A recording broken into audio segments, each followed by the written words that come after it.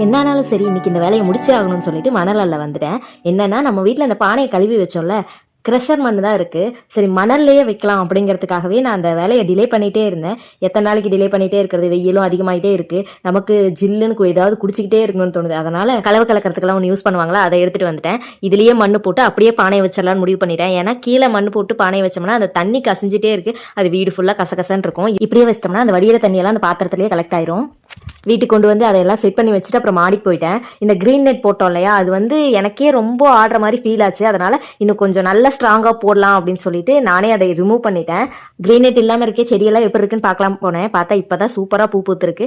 7 டேஸ்லையும் yellow ரோஸ்லையும் மொத்தம் 4 பூ பூத்துருக்கு. அதையெல்லாம் பார்த்துட்டு இன்னைக்கு ஃப்ரிட்ஜ் கொஞ்சம் காலியாக இருக்கிறதுனால இதை க்ளீன் பண்ணிடலாம் அப்படின்னு சொல்லிட்டு முடிவு பண்ணிட்டேன்.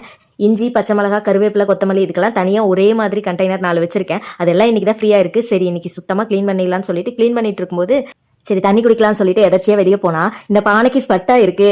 ஸ்வெட்டிங்லாம் ஒன்றும் இல்லை, அதுலேருந்து அந்த தண்ணி கசிதில்ல, அது பார்க்கறதுக்கு பானைக்கு ஸ்வெட்டாக இருக்கிற மாதிரி தான் இருந்துச்சு. பார்க்க ஒரு மாதிரி அழகாக இருந்துச்சு. சரி தண்ணி ஜில்லுன்னு ஆயிருக்குமான்னு சொல்லிட்டு குடிச்சு பார்க்கலான்னு எடுத்து குடிச்சு பார்த்தா நல்லா ஜில்லுன்னு இருந்துச்சு.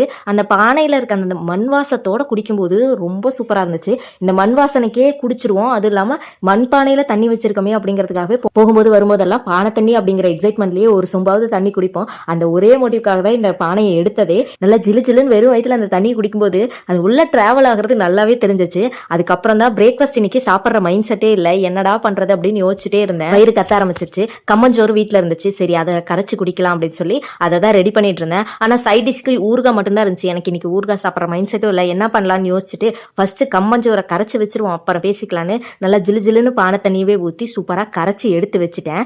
எடுத்து வச்சுட்டு ஹஸ்பண்டோட ஃபேவரட் இன்னைக்கு பண்ணலான்னு சொல்லி சின்ன வெங்காயமும் பச்சை மிளகாயும் எடுத்துக்கிட்டேன். இந்த சின்ன வெங்காயமும் பச்சை மிளகாயும் குட்டி குட்டியாக கட் பண்ணி போட்டு அடுப்பில் குட்டியான ஒரு தாளிப்பு கரண்டி வச்சு கொஞ்சமாக எண்ணெய், அப்புறம் நம்ம கட் பண்ணி வச்சிருக்க பச்சை மிளகாய், சின்ன வெங்காயம் இதையை போட்டு லைட்டாக ஃப்ரை பண்ணி உப்பு போட்டு மிக்ஸ் பண்ணி எடுத்து வச்சா சூப்பராக இருக்கும் இந்த கம்மங்குளுக்கு.